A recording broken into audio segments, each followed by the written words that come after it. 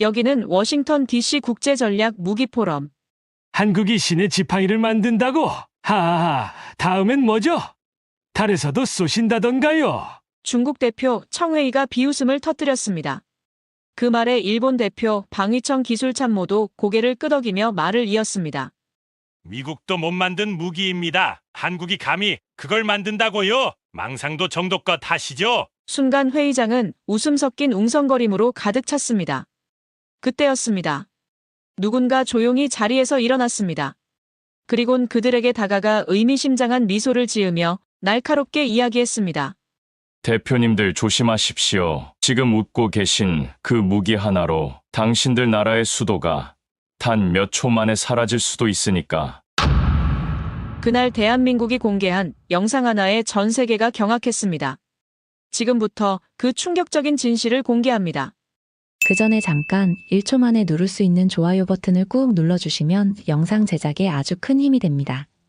그럼 바로 시작하겠습니다. 저는 에반 맥스웰입니다. 미국 국방부 전략 분석팀에서 일하고 있어요. 그날도 평범한 회의가 될 거라 생각했습니다. 워싱턴 DC에 있는 국제전략무기포럼 회의장에 들어서니 이미 각국 대표들이 자리를 잡고 있었거든요. 중국 대표 청웨이가 가장 눈에 띄었어요.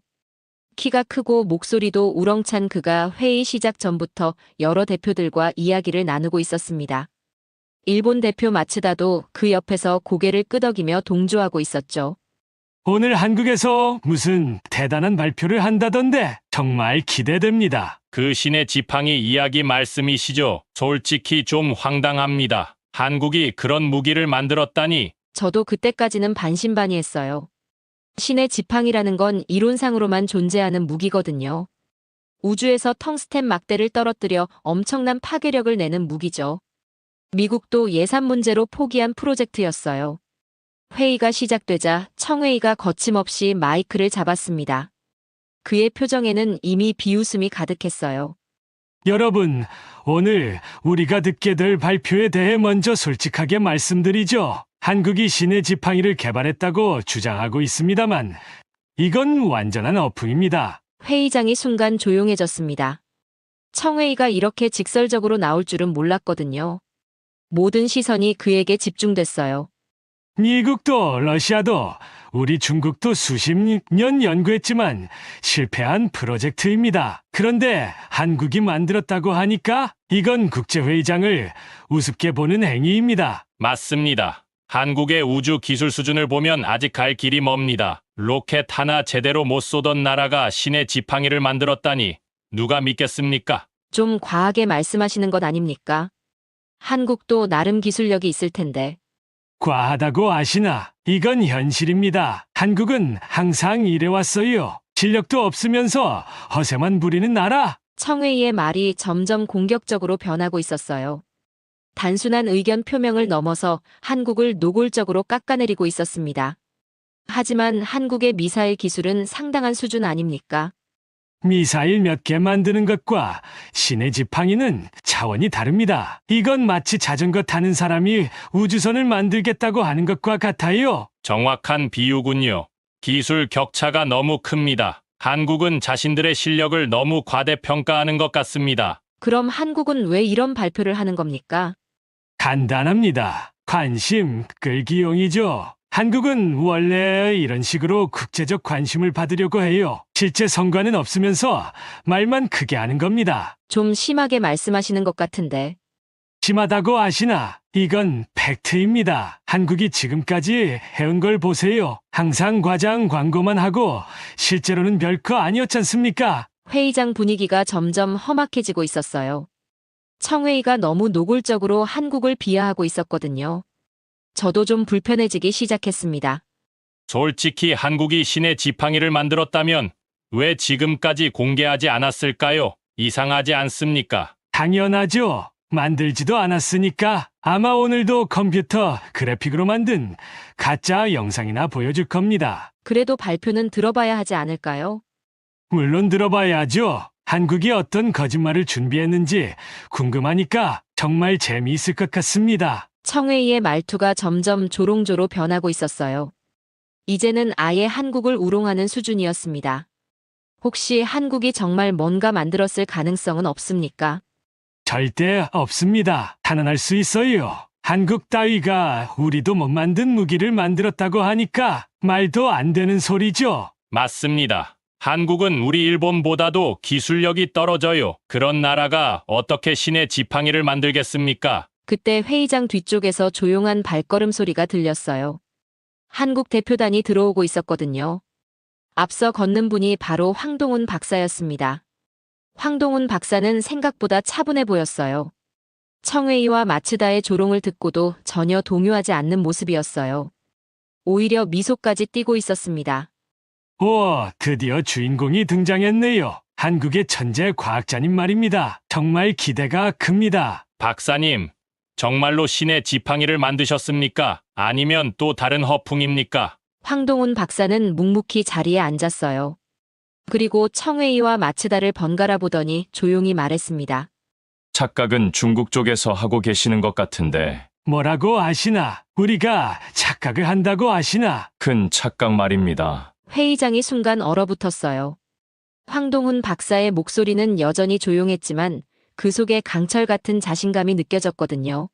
정말 재미있네요. 그럼 증명해 보시죠. 한국이 정말로 신의 지팡이를 만들었다는 걸. 증명이라 굳이 증명할 필요가 있을까요? 당연하죠. 이런 자리에서 근거도 없이 주장만 하는 건 예의가 아닙니다. 그렇다면 하나만 묻겠습니다. 여러분은 왜 신의 지팡이를 포기했습니까? 기술적 한계 때문입니다. 너무 복잡하고 비용도 많이 들어서. 정확합니다. 그래서 우리는 다른 방법을 썼습니다. 황동훈 박사가 천천히 마이크를 잡았습니다.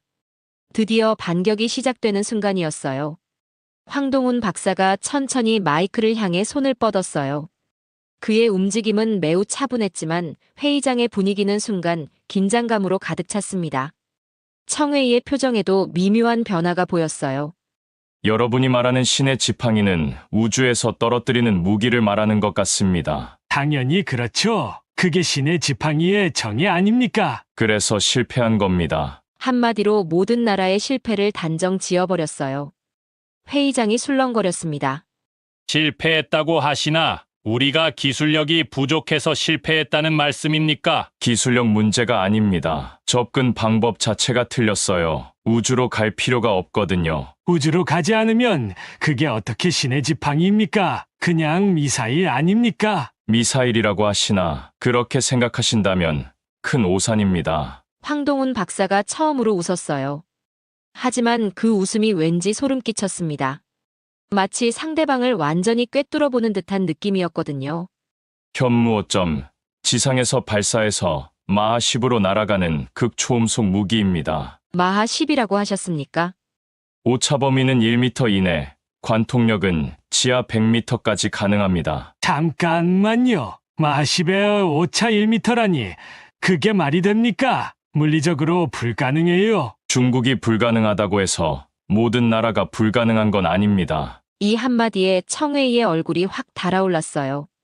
완전히 도발당한 기분이었을 거예요. 지금 우리를 무시하는 겁니까? 중국의 기술력을 모르고 하는 소리군요. 무시가 아니라 사실을 말하는 겁니다. 중국은 실패했고 한국은 성공했습니다. 성공했다는 증거가 있습니까? 말로만 하면 누구나 할 수 있어요.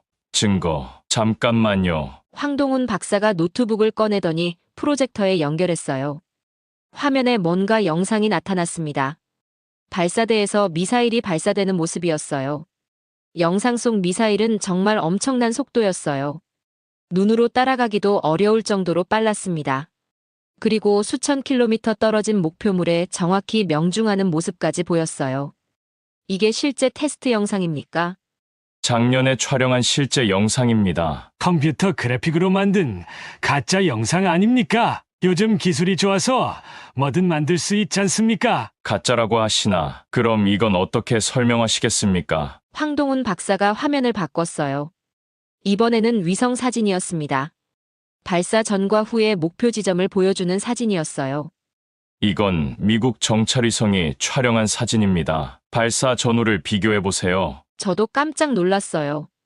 발사 후 사진을 보니 목표 지점이 완전히 파괴되어 있었거든요. 그것도 정확히 한 점만 말이에요. 이 위성 사진이 정말 미국 것입니까? 확인해 보시죠. 에반 맥스웰 씨. 갑자기 제 이름이 불렸어요. 황동훈 박사가 저를 보고 있었습니다. 어떻게 제 이름을 알았을까요? 이 위성 사진은 우리 쪽에서 촬영한 게 맞습니다.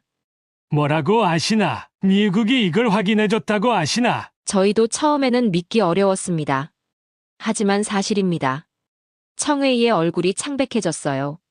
미국까지 나서서 확인해주니까 더 이상 가짜라고 우길 수가 없었거든요. 그렇다면 사거리는 어느 정도입니까? 3,000km입니다. 3,000km라고 하시나? 한국에서 발사하면 도쿄까지 12분이면 도착합니다. 마츠다의 얼굴이 하얗게 질렸어요.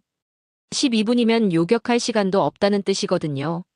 그럼 베이징까지는 얼마나 걸립니까? 10분 정도. 10분이라고 하시나? 그럼 우리가 요격할 시간이 없다는 얘기 아닙니까? 요격은 거의 불가능합니다. 속도가 너무 빠르거든요. 그런데 정말로 실전 배치까지 했습니까? 당연히 했죠. 왜 만들어 놓고 안 쓰겠습니까? 몇 대나 배치했습니까? 그건 군사기밀입니다. 하지만 충분한 수량은 확보했다고 말씀드릴 수 있어요. 충분한 수량이라는 게 어느 정도입니까? 필요한 만큼 더 자세한 건 말씀드릴 수 없습니다. 황동훈 박사의 말투가 점점 여유로워지고 있었어요. 반면에 청웨이와 마츠다는 점점 당황하는 기색이 역력했습니다. 그런데 이런 무기를 왜 지금 공개하는 겁니까? 숨길 이유가 없어서 어차피 다들 알게 될 거거든요. 다들 알게 된다는 게 무슨 뜻입니까? 곧 실전에서 써볼 일이 있을지도 모르거든요. 이 말에 회의장이 완전히 얼어붙었어요. 실전에서 써볼 일이 있다니. 이건 위협이나 다름없었습니다. 지금 우리를 위협한 겁니까? 위협이 아니라 경고입니다. 한국을 얕보지 말라는 뜻. 경고라고 하시나? 앞으로는 한국을 함부로 건드리면 안 된다는 경고 말입니다. 황동훈 박사의 목소리는 여전히 조용했지만 그 속에 강철 같은 의지가 느껴졌어요. 이제 청웨이와 마츠다는 완전히 기가 죽어 있었습니다. 회의장의 분위기가 완전히 바뀌었어요. 아까까지 한국을 조롱하던 청웨이와 마츠다는 입을 다물고 있었고 다른 나라 대표들도 긴장한 표정이었습니다. 그때 영국 대표가 조심스럽게 입을 열었어요. 박사님, 정말 죄송하지만 한 가지만 더 확인하고 싶습니다. 그게 정말로 실전에서 사용 가능한 무기입니까? 당연히 실전용입니다. 장난감 만들 시간에 이런 걸 개발했겠습니까? 하지만 마하 10속도의 무기라면 요격이 불가능하다고 하셨는데 정말 그렇습니까? 한번 계산해 보시죠. 마하 10이면 초속 3.4km입니다. 탐지에서 요격 미사일 발사하기까지 얼마나 걸릴 것 같습니까? 최소 30초는 걸릴 텐데. 30초면 이미 100km를 날아갔습니다. 게다가 우리 미사일은 회피 기동까지 가능하거든요. 회피 기동이라고 아시나? 그런 속도로 어떻게 회피가 가능합니까? 중국 분들은 정말 모르시는군요. 그래서 실패한 겁니다. 황동훈 박사가 또다시 청웨이를 날카롭게 찔렀어요. 청웨이의 얼굴이 붉어졌습니다. 지금 계속 우리를 무시하고 있는 거 아닙니까? 무시가 아니라 팩트를 말하는 겁니다. 중국은 이 분야에서 한국보다 뒤처져 있어요. 한국이 중국보다 앞서 있다고 하시나? 말도 안 되는 소리입니다. 말도 안 된다고 하시나? 그럼 일본은 어떤가요? 일본도 이런 무기 하나 만들어 보세요. 마츠다가 할 말을 잃었어요. 정말로 일본은 이런 무기를 만들 능력이 없었거든요. 그런데 이런 무기로 어떤 목표를 타격할 수 있습니까? 뭐든 가능합니다. 지상의 모든 시설이 목표가 될 수 있거든요. 지하 벙커도 뚫을 수 있습니까? 지하 100m까지는 문제 없습니다. 웬만한 지하 시설은 다 뚫립니다. 러시아 대표의 얼굴이 굳었어요. 지하 100m면 대부분의 지하 벙커를 뚫을 수 있다는 뜻이거든요. 혹시 북한의 지하 핵시설도 타격 가능합니까? 당연히 가능하죠. 그게 우리가 이 무기를 만든 이유 중 하나거든요. 잠깐만요. 그럼 한국이 북한을 타격할 수 있다는 말씀이군요. 필요하다면 언제든지. 그런 무기로 북한을 위협하는 게 적절합니까? 위협이 아니라 억제입니다. 북한이 핵무기로 우리를 위협하니까 우리도 대응 수단이 필요한 거죠. 황동훈 박사의 논리가 명확했어요. 핵무기에는 핵무기로 대응하는 게 아니라 더 정확하고 빠른 무기로 대응한다는 거였습니다. 그런데 이런 무기가 있으면 전쟁의 양상이 완전히 바뀔 것 같은데. 맞습니다. 이제는 누가 먼저 쏘느냐의 문제가 아니라 누가 더 정확하고 빠르게 쏘느냐의 문제가 됐어요. 그럼 한국이 이 분야에서 가장 앞서 있다는 말씀입니까? 현재로서는 그렇습니다. 적어도 실전 배치까지 한 나라는 한국이 유일해요. 실전 배치라는 게 정말 믿기 어렵습니다. 증거를 더 보여주실 수 있습니까? 증거 더 필요합니까? 황동훈 박사가 다시 노트북을 조작했어요. 이번에는 다른 영상이 나왔습니다. 여러 대의 발사대가 동시에 미사일을 발사하는 모습이었어요. 이건 동시 다발 발사 테스트 영상입니다. 한 번에 12발을 쐈어요. 12발을 동시에. 그리고 모두 다른 목표를 정확히 타격했습니다. 영상에서는 정말로 12개의 서로 다른 목표물이 동시에 파괴되는 모습이 보였어요. 그것도 모두 정확히 목표 지점에 명중했습니다. 이런 정밀도가 어떻게 가능합니까? 한국의 반도체 기술과 인공지능 기술이 결합된 결과입니다. 반도체와 인공지능으로 미사일이 날아가면서 실시간으로 목표를 추적하고 조정해요. 마치 살아있는 것처럼 움직이거든요. 그런 기술이 정말 가능합니까? 중국은 불가능하겠지만 한국은 가능합니다. 또다시 청웨이를 정면으로 공격했어요. 청웨이가 완전히 화가 났습니다. 지금 완전히 우리를 깔보고 있는 거 아닙니까? 중국의 기술력을 너무 무시한 것 같은데. 무시가 아니라 현실입니다. 결과가 모든 걸 증명하지 않습니까? 그럼 일본은 어떻게 보시는 겁니까? 일본은 아직도 과거에만 매달려 있는 것 같은데 이번에는 마츠다가 모욕을 당했어요. 하지만 반박할 말이 없었습니다. 그런데 이런 무기를 다른 나라에도 판매하실 건가요? 판매는 고려하지 않고 있습니다. 이건 한국만의 무기거든요. 왜 판매하지 않으시는 건가요? 이런 무기가 널리 퍼지면 세계가 더 위험해집니다. 한국만 가지고 있으면 오히려 평화에 도움이 될 거예요. 한국만 가지고 있으면 평화에 도움이 된다고 하시나. 한국은 침략 전쟁을 하지 않거든요. 오직 방어용으로만 사용할 겁니다. 황동훈 박사의 말에는 강한 확신이 있었어요. 한국이 이 무기를 평화 유지를 위해서만 사용할 거라는 믿음 말이에요. 하지만 그런 무기를 한 나라만 가지고 있으면 균형이 깨지지 않습니까? 균형이라 지금까지의 균형이 진짜 균형이었습니까? 무슨 의미인지 모르겠습니다. 강한 나라가 약한 나라를 괴롭히는 게 균형입니까? 이제는 그런 시대가 끝났습니다. 회의장이 완전히 조용해졌어요. 황동훈 박사의 마지막 말이 모든 사람들의 가슴에 꽂혔거든요. 잠시 침묵이 흘렀어요. 황동훈 박사의 마지막 말이 회의장 전체를 압도하고 있었습니다. 그때 독일 대표가 조심스럽게 손을 들었어요. 박사님, 한 가지만 더 묻겠습니다. 왜 한국만 이런 무기 개발이 가능했습니까? 분명 다른 나라들도 비슷한 시도를 했을 텐데. 좋은 질문입니다. 간단히 말하면 다른 나라들은 너무 거창하게 생각했어요. 거창하게 생각했다는 게 무슨 뜻입니까? 모든 나라가 우주에서 떨어뜨리는 무기에만 매달렸습니다. 그런데 그건 너무 복잡하고 비용도 많이 들어요. 그럼 한국은 어떤 방식으로 접근했습니까? 우리는 실용성에 집중했습니다. 우주로 갈 필요 없이 지상에서 바로 마하 10으로 쏘는 방법을 개발한 거죠. 그런 방법이 있다면 왜 우리는 몰랐습니까? 중국은 자존심 때문에 못했을 겁니다. 자존심이라고 하시나? 중국은 항상 미국과 비교하려고 하지 않습니까? 미국이 우주에서 떨어뜨리는 방식을 연구하니까 중국도 똑같이 따라한 거죠. 청웨이의 얼굴이 또다시 붉어졌어요.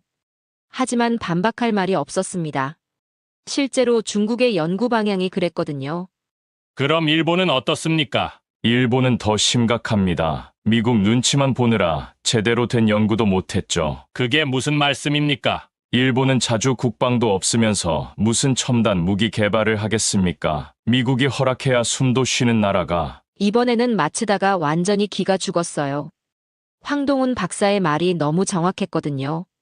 그럼 한국의 개발 철학은 뭡니까?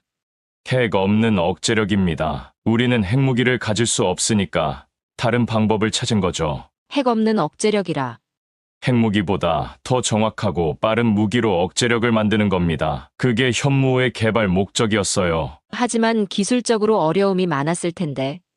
물론 어려웠습니다. 특히 마하 10속도에서 정확도를 유지하는 게 가장 힘들었어요. 어떻게 해결했습니까? 한국의 반도체 기술과 소프트웨어 기술을 활용했습니다. 세계 최고 수준의 기술들을 모두 집약한 거죠. 반도체 기술이라고 아시나? 그건 민간 기술 아닙니까? 민간 기술과 군사 기술의 경계가 없어진 게 4차 산업혁명입니다. 중국은 아직도 과거 방식으로 생각하고 있군요. 또다시 청웨이가 한 방 먹었어요. 4차 산업혁명에 대한 이해도 차이를 지적당한 거였습니다.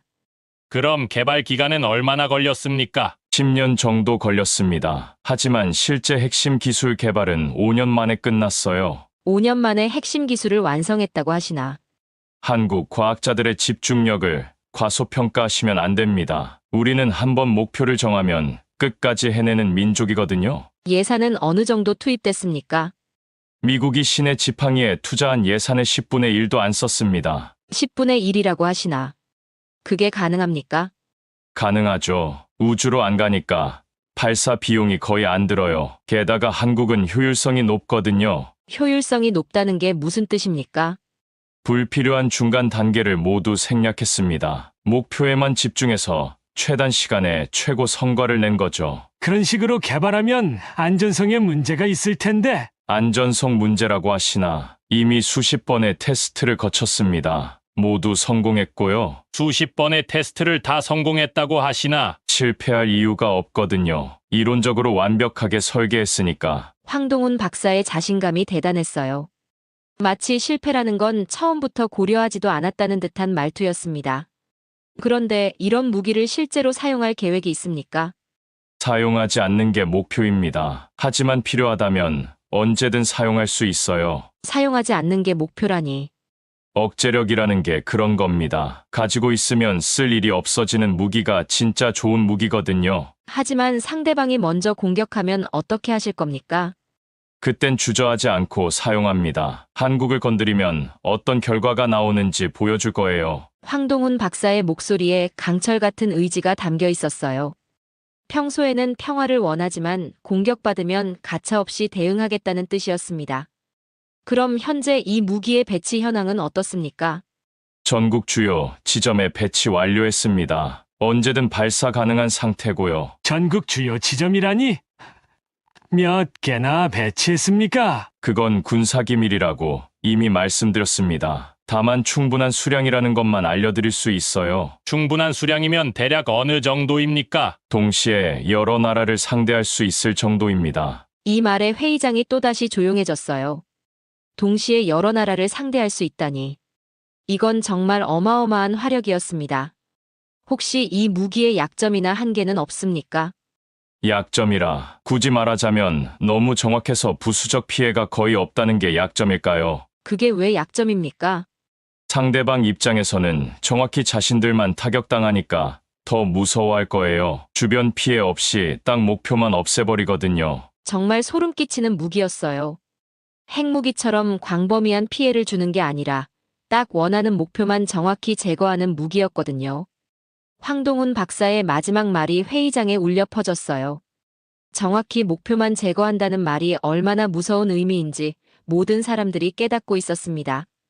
그때 제 옆에 앉아있던 미국 국방부 고위 관료인 제임스 장군이 몸을 앞으로 기울였어요. 박사님, 미국 국방부를 대표해서 몇 가지 질문을 드리고 싶습니다. 미국 국방부, 물론이죠.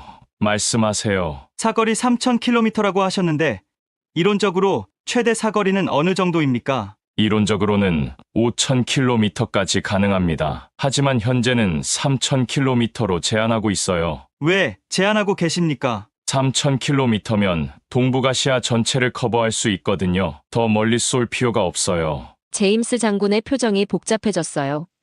5,000km면 괌까지도 사거리에 들어간다는 뜻이었거든요. 그럼 관통력은 어느 정도까지 향상시킬 수 있습니까? 필요하다면 지하 200m까지도 가능합니다. 하지만 그럴 필요는 없어 보이네요. 지하 200m라고 하시나? 그럼 어떤 지하 시설도 뚫을 수 있다는 얘기 아닙니까? 맞습니다. 지구상에 우리 무기가 못 뚫는 지하 시설은 거의 없어요. 청웨이의 얼굴이 창백해졌어요. 중국의 지하 핵 지휘소도 안전하지 않다는 뜻이었거든요. 그런데 이런 성능이면 미국의 전략 자산에도 위협이 될 수 있을 텐데.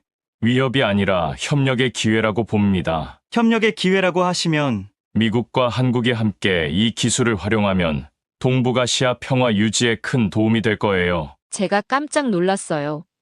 황동훈 박사가 미국과의 협력을 제안하고 있었거든요.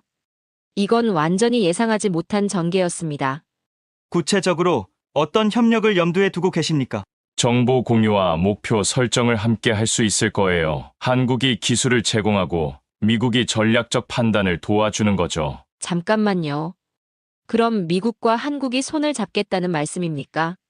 이미 동맹국이지 않습니까? 다만 이제는 한국이 일방적으로 보호받는 관계가 아니라 서로 도움을 주는 관계가 되는 거죠. 그럼 기존의 한미 동맹 구조가 바뀐다는 얘기입니까? 당연히 바뀌어야죠. 한국이 이런 무기를 가졌는데 아직도 예전 방식으로 동맹을 유지할 수는 없지 않습니까? 정말 놀라운 발언이었어요. 한국이 미국과 대등한 위치에서 동맹을 맺겠다는 선언이었거든요. 흥미로운 제안입니다. 하지만 구체적인 운영 방안이 궁금한데요. 북한이나 중국에서 위협이 발생하면 한국이 즉시 대응할 수 있어요. 미국은 후속 조치만 도와주면 됩니다. 지금 중국을 직접적으로 위협하고 있는 거 아닙니까? 위협이 아니라 억제입니다. 중국이 한국을 건드리지 않으면 아무 일도 없어요. 하지만 이런 무기로 균형이 깨지면 지역 안정에 문제가 생기지 않겠습니까? 균형이 깨진다고 하시나 지금까지 중국이 한국을 압박해온 게 균형이었습니까? 청웨이가 할 말을 잃었어요. 실제로 중국이 한국에 대해 경제적, 군사적 압박을 가해온 것이 사실이었거든요. 그런데 이 무기의 정확도가 정말 1m 이내라고 하셨는데 어떻게 그런 정확도가 가능합니까? 실시간 GPS 보정과 인공지능 유도 시스템이 결합된 결과입니다. GPS가 교란되면 어떻게 됩니까? GPS에만 의존하지 않습니다. 자체 관성 항법 시스템과 지역 매칭 시스템도 있어요. 지역 매칭 시스템이라고 하면 미사일이 날아가면서 실시간으로 지형을 촬영해서 미리 입력된 지형 정보와 비교하는 겁니다. GPS가 막혀도 정확히 목표를 찾아가요. 정말 완벽한 시스템이었어요. 어떤 방해 공작도 통하지 않을 것 같았습니다.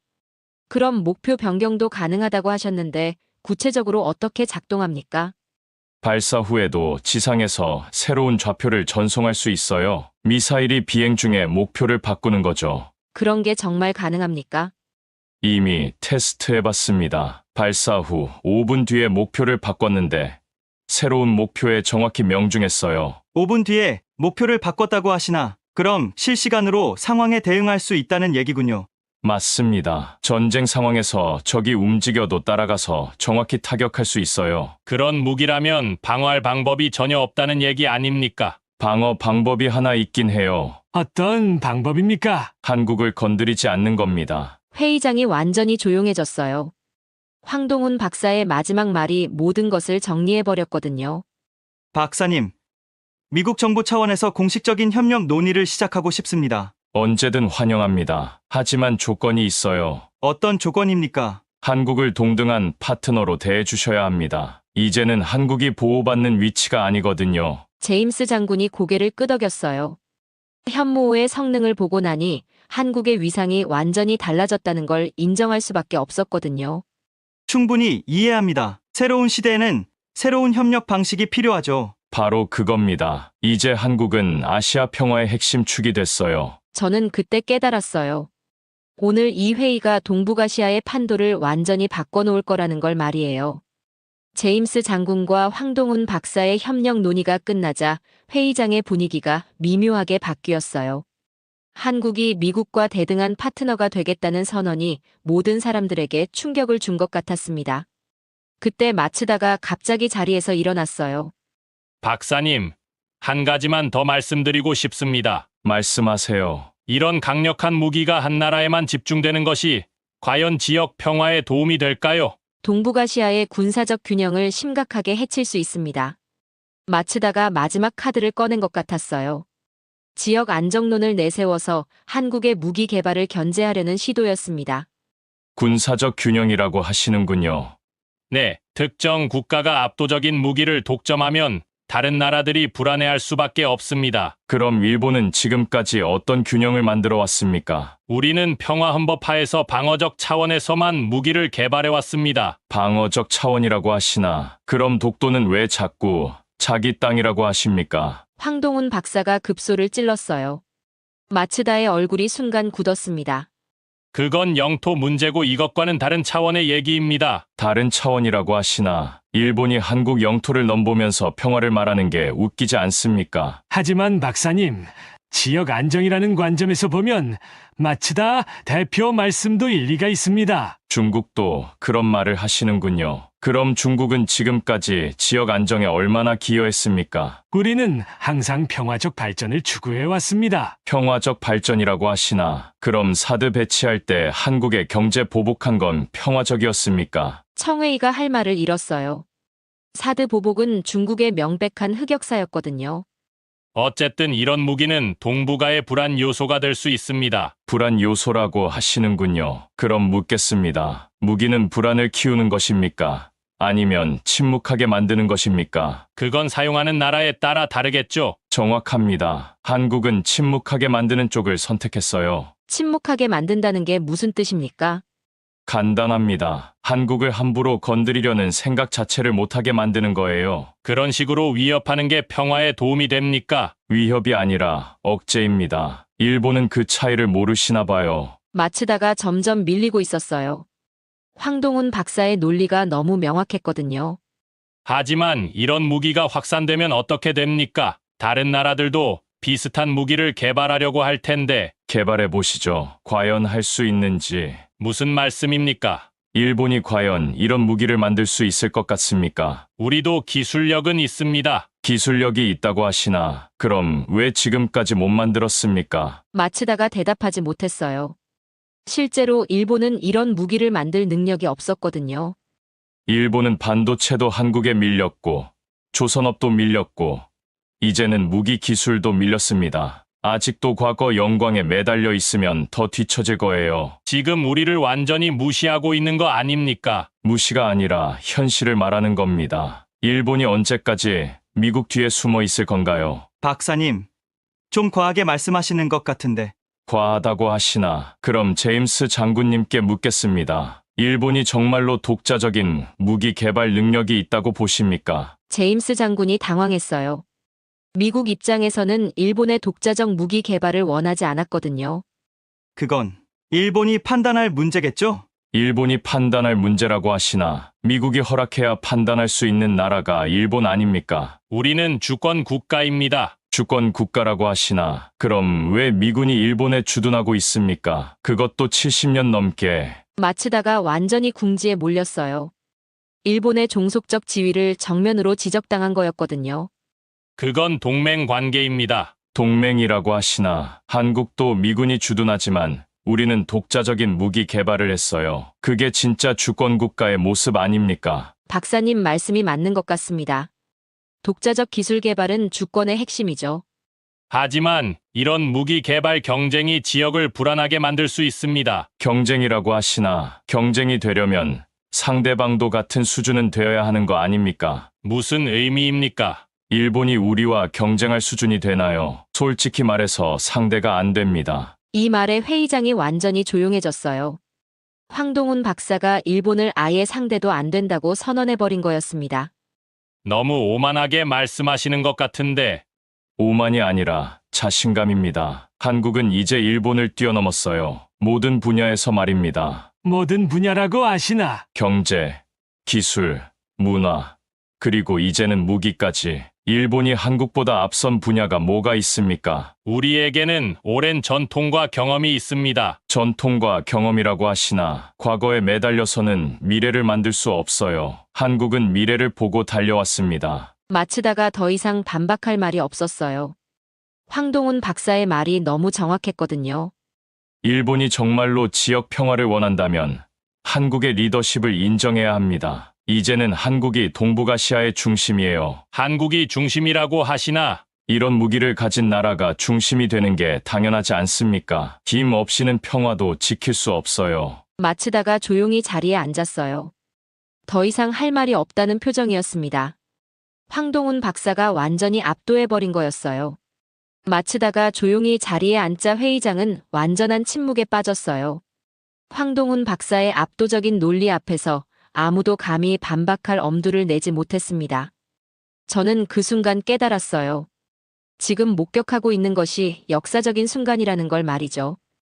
회의가 끝나고 각국 대표들이 하나둘 자리를 떠나기 시작했어요. 청회의는 아무 말 없이 서류만 챙겨서 나갔고 마츠다는 고개를 숙인 채 회의장을 빠져나갔습니다. 저는 제임스 장군과 함께 남아서 황동훈 박사를 기다렸어요. 에반, 자네는 어떻게 생각하나? 솔직히 충격적입니다. 한국이 이 정도 수준의 무기를 개발했다니. 우리 정보부에서도 전혀 예상하지 못했던 일이야. 그런데 장군님, 이제 우리의 전략을 완전히 바꿔야 하는 것 아닙니까? 바꿔야 한다니. 한국을 더 이상 보호해줘야 할 나라로 볼 수 없잖습니까? 이제는 우리와 대등한 파트너예요. 제임스 장군이 고개를 끄덕였어요. 저와 같은 생각이었던 것 같았습니다. 맞는 말이야. 현무의 성능을 보니 한국의 위상이 완전히 달라졌어. 그런데 이상한 점이 하나 있습니다.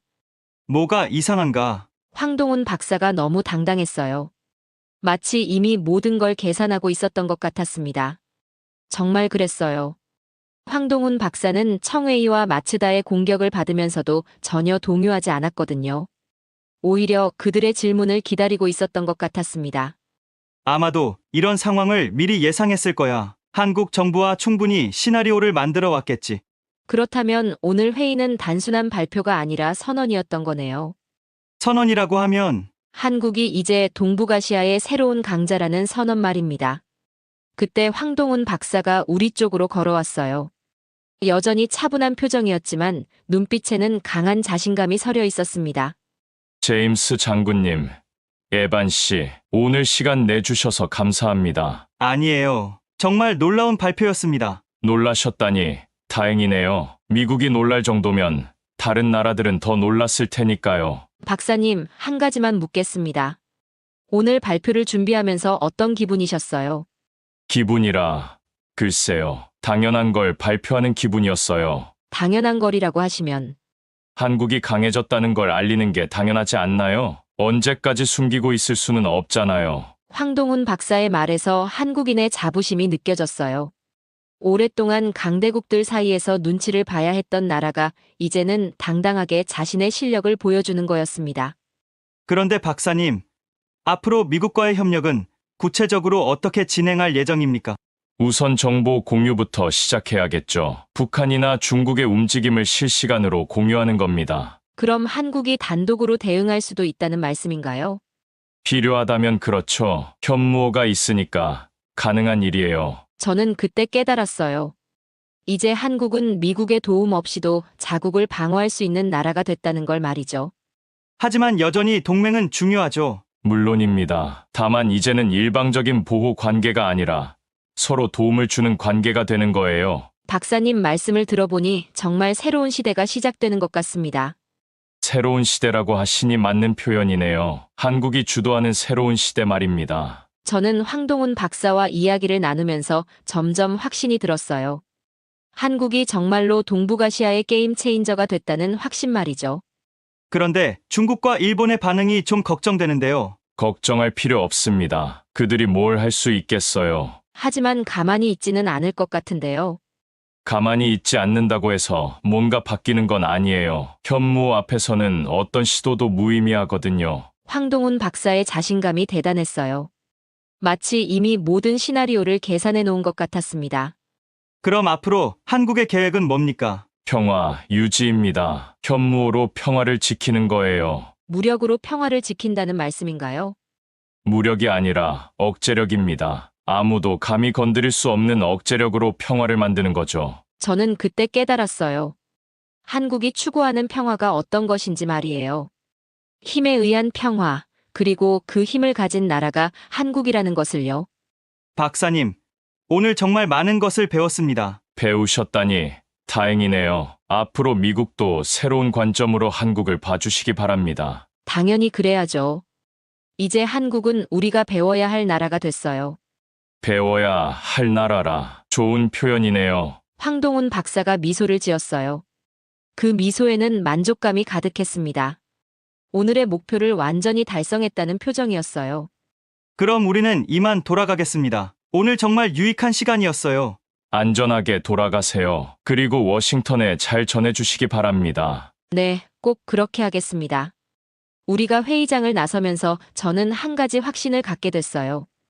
이제 미국은 한국에게 배워야 한다는 확신 말이죠. 작은 나라가 어떻게 강대국이 되는지 그 모든 과정을 한국이 보여준 거였습니다. 회의장을 나서면서 저는 계속 생각에 잠겨 있었어요. 오늘 목격한 것이 단순한 무기 발표가 아니라는 걸 알고 있었거든요. 이건 세계 질서의 변화를 알리는 신호탄이었습니다. 제임스 장군과 함께 호텔로 돌아가는 길에서도 대화가 끊이지 않았어요. 에반, 솔직히 말해봐. 오늘 일을 어떻게 보고할 생각인가? 사실 그대로 보고할 수밖에 없죠. 한국이 게임 체인저가 됐다고 말입니다. 게임 체인저라. 그 표현이 정확한 것 같아. 현무호의 성능을 보니 이제 동북아시아에서 한국을 무시할 수 있는 나라는 없을 것 같습니다. 정말 그랬어요. 마하 10의 속도에 1m 오차, 지하 100m 관통력까지. 이런 무기 앞에서는 어떤 나라도 함부로 행동할 수 없을 거였습니다. 그런데 가장 인상적이었던 건 황동훈 박사의 자신감이었어. 맞습니다. 마치 이미 승부가 끝났다는 듯한 여유로움이었어요. 실제로 승부가 끝난 거 아닐까? 저런 무기를 가진 나라를 누가 건드리겠어? 저는 문득 궁금해졌어요. 청웨이와 마츠다는 지금 어떤 기분일까요? 아마 본국에 어떻게 보고해야 할지 고민하고 있을 거예요. 장군님, 중국과 일본이 가만히 있지는 않을 것 같은데요. 뭘 할 수 있겠어? 비슷한 무기를 개발하려고 하겠지만 한국만큼 빨리 할 수는 없을 거야. 왜 그렇게 생각하세요? 한국은 이미 10년 전부터 준비해왔잖아. 다른 나라들이 지금부터 시작해서 언제 따라잡겠어? 맞는 말이었어요. 한국이 10년 동안 축적한 기술과 경험을 다른 나라가 단시간에 따라잡기는 어려울 거였습니다. 그럼 앞으로 한국의 영향력이 더 커질 거네요. 당연하지. 이런 무기를 가진 나라의 말을 누가 무시하겠어. 호텔에 도착해서 저는 혼자 방에 앉아 오늘 있었던 일을 정리해봤어요. 황동훈 박사의 말들이 하나하나 떠올랐습니다. 특히 마지막에 한 말이 계속 머릿속에 맴돌았어요. 한국은 침묵하게 할 수 있는 무기를 가진 유일한 나라입니다. 이 말의 의미가 이제야 완전히 이해됐어요. 진짜 무기는 소음을 내는 게 아니라 침묵을 만드는 거였습니다. 저는 노트북을 켜고 보고서를 작성하기 시작했어요. 워싱턴의 고위층들이 이 상황을 정확히 이해할 수 있도록 써야 했습니다. 한국은 더 이상 보호받아야 할 동맹국이 아니다. 이제 미국과 대등한 전략 파트너가 됐다. 이 문장을 쓰면서 저 자신도 놀랐어요. 불과 몇 시간 전까지만 해도 상상할 수 없었던 일이었거든요. 다음 날 아침 각국 언론들이 일제히 어제 회의 내용을 보도하기 시작했어요. 한국, 신의 지팡이급 무기 공개, 현무호, 동북아 군사 균형 변화, 마하 10. 극초음 속 무기의 충격 같은 제목들이 쏟아졌습니다. 특히 중국 언론들의 반응이 흥미로웠어요. 처음에는 한국의 발표를 의심하는 기사들이 나왔지만 미국이 위성 사진을 확인해주자 급격히 논조가 바뀌었습니다. 이제는 한국과의 관계 개선 필요성을 언급하는 기사들이 나오기 시작했어요. 일본 언론들은 더 심각했어요. 일본의 안보 전략 재검토 필요, 한국과의 관계 개선 시급 같은 기사들이 연일 쏟아졌습니다. 마츠다가 회의장에서 받은 충격이 일본 전체로 퍼진 것 같았어요. 며칠 후 워싱턴에서 특별회의가 열렸어요. 국방부, 국무부, CIA 고위 관료들이 모여서 한국 문제를 논의하는 자리였습니다. 저도 현장 증인으로 참석했어요. 에반 현장에서 직접 본 소감을 말해보게. 한국이 우리와 완전히 다른 차원에 도달했다는 걸 느꼈습니다. 다른 차원이라고 하면 기술적으로도 그렇고 자신감 면에서도 그렇습니다. 이제 한국은 누구에게도 굽히지 않는 나라가 됐어요. 그럼 우리의 대한국 정책을 바꿔야 한다는 말인가? 당연히 바꿔야 합니다. 한국을 더 이상 후배 취급할 수 없어요.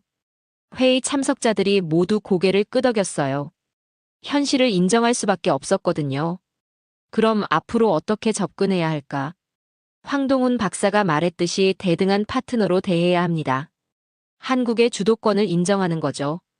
한국의 주도권을 인정한다. 네. 동북아시아에서는 이제 한국이 중심이 될 거예요. 우리는 그걸 받아들이고 협력하는 게 최선입니다. 몇 주 후 한국에서 놀라운 소식이 들려왔어요. 북한이 갑자기 대화 의지를 표명했다는 거였습니다. 현무호 공개 이후 북한의 태도가 180도 바뀐 거였어요. 중국도 마찬가지였습니다. 사드 보복 대화는 완전히 다른 모습으로 한국과의 관계 개선에 나섰어요. 일본도 독도 문제에 대해 한동안 조용해졌습니다. 저는 그때 깨달았어요. 황동훈 박사가 말한 침묵하게 만드는 무기의 진짜 의미를 말이죠. 현무호는 단순히 적을 파괴하는 무기가 아니라 적이 감히 도전할 생각조차 못하게 만드는 무기였습니다. 6개월이 지난 지금 동북아시아는 완전히 다른 모습입니다.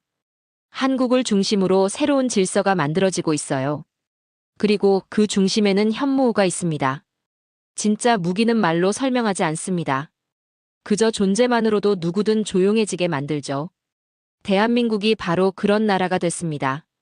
지금 세계는 그 이름 앞에서 말이 없습니다. 그리고 그것이야말로 진정한 평화의 시작이었습니다. 한국이 만든 조용한 평화.